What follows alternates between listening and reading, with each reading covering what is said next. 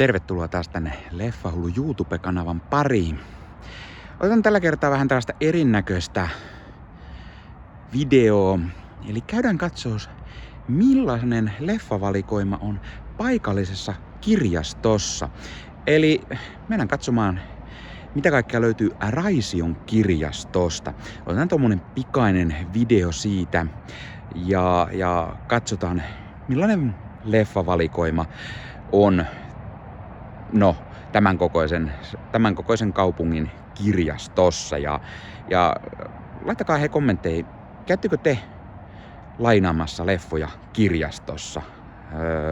Tai käytättekö muuten kirjastopalveluita? Tai miten esimerkiksi kirjastojen nettilainaamot, eli nämä nettisivut, josta voi lainata elokuvia ja katsoa niitä sieltä. Onko teillä kokemuksia niistä? Tai millainen valikoima on teidän paikallisessa kirjastossa? Laittakaa kommentteja ja nyt pidemmittä puhetta käydään vähän katsomassa, millainen leffavalikoima on meillä täällä Raisiossa. No niin, ja täällä siis löytyy Blu-ray-elokuvia, siitä heti kotimaisia, Hytti numero 6, Le Havrea, siinä on Vareksia. Sitten löytyy vähän sitä sun tätä, on Apinoiden planeettaa, Australia, Back to the Futurea näemmä.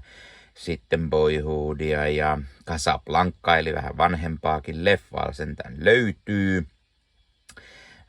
Sitten täältä kovautteisia miehiä ja löytyy Name of the Father, Indiana Jones ja iRobot, iho jossa elän, Hame kyttää hieman, Highlanderia, kyllä, Gravityä, Godzillaa, Fury, Fucking Omal, Forrest Gumpia, Ex Machinaa ja LA Story, Untouchables. Ja siellä on DC Legends of Tomorrow-sarjaa ja sieltä löytyy Lethal Weapon Collectionit ja sitten Matrix, tää uusin. No niin, kyllä eli uuttakin leffaa löytyy.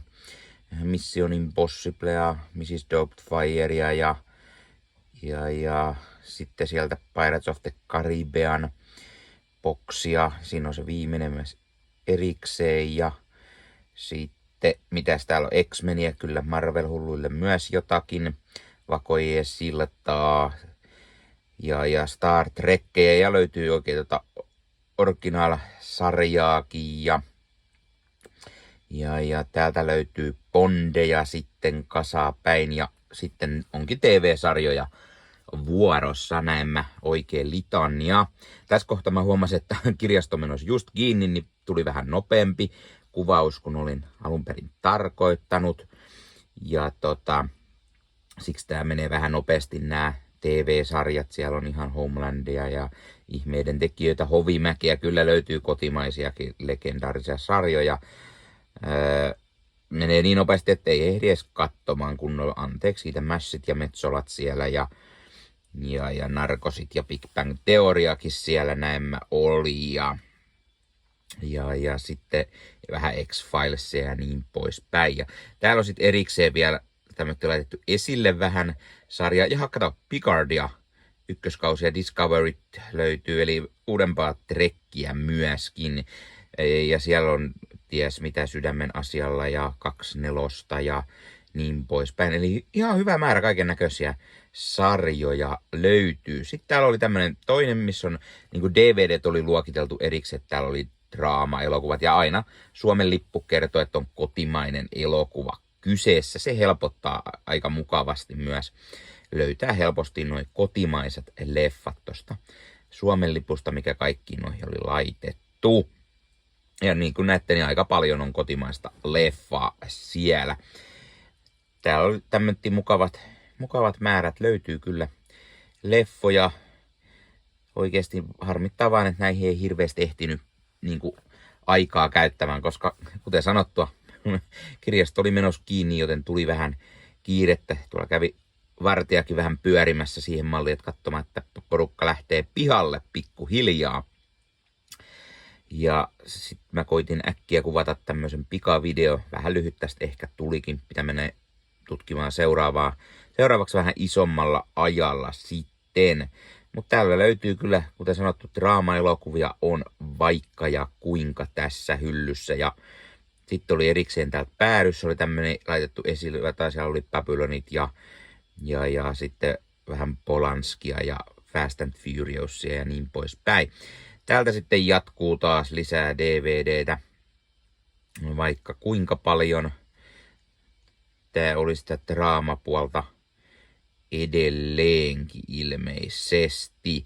Ja sitten oli lisää täällä ja taas on kotimaista leffaa. Tää oli komedialeffat, niin siellä oli taas laitettu erikseen kotimaiset tohon aika lailla aina alkuun, mikä oli ihan hyvä tapa löytää ne helposti ja sitten niissä on vielä toi Suomen lippu, niin vielä mukavammin löytyy. Mut nyt menee jo kuvaajalla niin kova kiire lähtee, että siellä oli ihan kivat Horrible Bosset ja löytyy sitten kaiken näköistä muutakin mukavaa. Siinä taas hamekyttiä myös DVD-muodossa.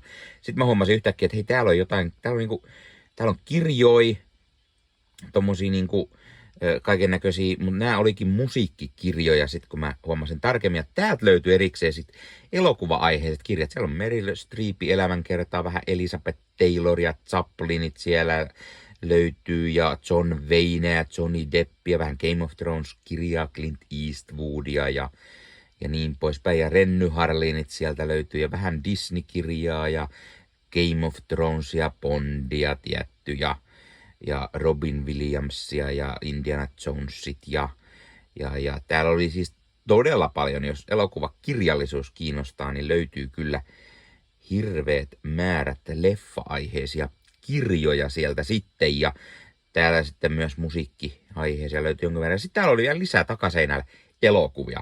Yllätys, yllätys. Täällä on jännityselokuvat erikseen sitten vielä. Ja täällä on myös kotimaiset, niin kuin Varekset, Kasipallot ja niin poispäin. Ja täältä sitten Chinatownit ja Pekkiä vähän ja Arnia ja sieltä löytyy hirveät määrät kaiken näköistä mukavaa.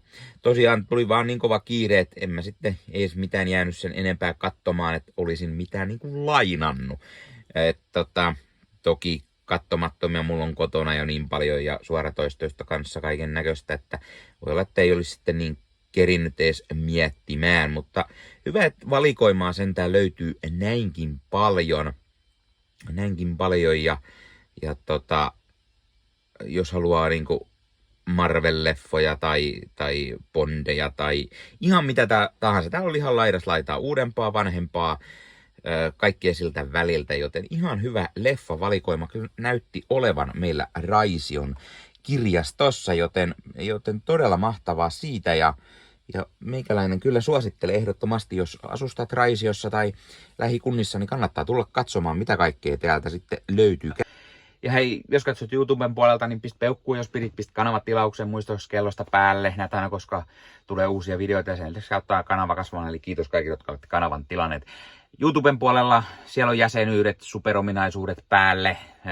Sieltä voi jäsenet tulla kanavan jäseniksi ja sieltä saa erikoismainintaa esimerkiksi tohon nimen, kun on kanavan jäsen ja sit saa erinäköisiä hyviä asioita. Näkee ennakkoonkin. Esimerkiksi tämänkin on nähnyt varmasti jo aikaisemmin, jos on kanavan jäsen, tämän videon sieltä ja muita videoita tulee. Esimerkiksi täällä on paljon täällä leffahuoneessa kaiken näköistä, mistä on tulossa lähiaikoina varmasti video, niin niitäkin näkee sitten ennakkoon, kun on kanavan jäsen. Joskus tulee jopa pelkästään jäsenille tarkoitettuja videoita. Ja sen lisäksi on kaikki korostettuja vastauksia ja tila ja tämmöisiä merkkejä ja muuta kaikki. Kyllä te tiedätte YouTube-juttut. 0,99 € kuussa tai 2,99 € kuussa, niillä saa erinäköisiä asioita, kun tilailee tai on kanavan jäsen. Ja niitä supertykkäyksiä, superkommentteja, kaikkea voi laittaa, niin siitä tulee muutamat kymmenet sentit sitten tähänkin suuntaan. Eli kiitos kaikille, jotka olette niitä laittaneet. Ottakaa Leffahullu somekanavat haltuun, Instagrami, TikTokki, Facebook-sivusto, jäne. Meikäläinen tekee Marvel Podcast Suomea, Star Wars Podcastia ja sitten sen lisäksi meikäläinen kuuluu Leffamediaan, jos on yli 30 sisääntuottajia, jotka rakastavat leffoja ja sarjojen katsomista, niiden arvostelemista ja kaikkeen leffoja ja sarjoihin liittyvää. Sieltä löytyy leffa- ja sarja-aiheiset uutiset, huhut, trailerit, sieltä löytyy haastatteluja, kaikennäköistä leffa- ja sarja-aiheesta. Ja jos taas haluat ostaa fyysisiä leffoja, niin suomikassu.fi verkkokaupasta voi käydä ostamassa itselleen 4K:ta, DVDtä, Blu-raytä. Siellä kun käyttää koodia LEFFAHULLU, saa 5 € alennusta, kun ostaa yli 60 €. Mikäs se mukavampaa? Pikkualennus, ostaa leffat ja sarjaset fyysinä hyllyyn, koska koskaan ei voi tietää, koska joku suoratoistopalvelu lähtee muokkaamaan leffoja, poistamaan niitä valikoimastaan. Usein kuvan ja äänenlaatu kärsii, koska suoratoistopalvelun pittivirta ei riitä. Kun leffa on fyysinä hyllyssä, siinä on paras mahdollinen kuvan ja äänenlaatu ja silloin niin kuin tietää, että varmasti saa laatu. Sen lisäksi fyysinen leffoissa on esimerkiksi bonusmateriaaleja elokuvan tekemisestä. Ostat jonkun erikoisjulkaisun, tyylikäs steelbook vaikka tai premium-julkaisu, niin tulee kaikennäköistä lisähärpäkettä myös mukana, magneetteja, julisteita, kirjasta, vihkosta sen leffan tekemisestä, kaikennäköistä muuta mukavaa.